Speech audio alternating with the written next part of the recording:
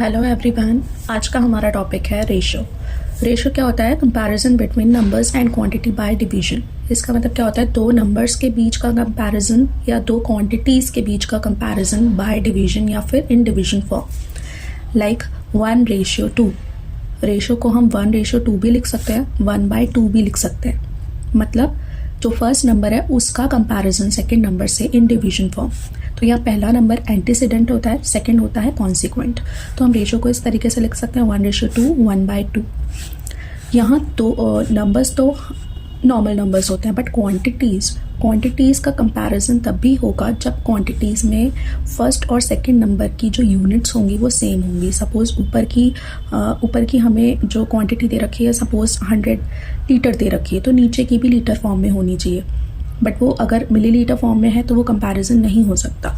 तो ऊपर और नीचे दोनों नंबर्स की क्वांटिटीज़ जो हैं या यूनिट्स जो हैं सेम होनी चाहिए, तभी कंपैरिजन पॉसिबल है। अब आप सोचोगे ये फॉर्म हमने फ्रैक्शन में भी पढ़ी थी। तो रेशियो और फ्रैक्शन में एक बहुत माइनर सा डिफरेंस होता है जो हम इस एग्जांपल से समझेंगे। सपोज एक सर्कल है, इसके 5 पार्ट्स हैं, 3 पार्ट्स शेडेड हैं, 2 पार्ट्स अनशेडेड है। तो रेशियो क्या होगा हमारा? Unshielded upon shaded, 2/3। अनशेडेड कितना है? 2, और शेडेड कितना है? 3, 2/3। ऊपर और नीचे दोनों को मिला के हमारे टोटल पार्ट्स काउंट होंगे। बट फ्रैक्शन में क्या होता है?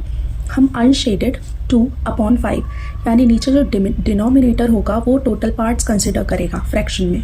बट रेशियो में फर्स्ट और सेकंड दोनों को मिला के टोटल पार्ट कंसिडर होंगे। तो ये एक डिफरेंस है हमारा रेशियो और फ्रैक्शन में। अब सेकंड है, रेशियो में कोई यूनिट नहीं होती।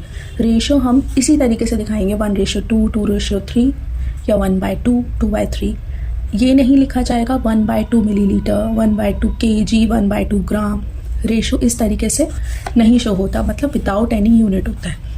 इक्विवेलेंट रेशो क्या होता है? सपोज एक एग्जांपल है, 6 ब्लॉक्स हैं, एक ब्लॉक हमारा शेडेड है, तो इसका रेशो होगा 1:5।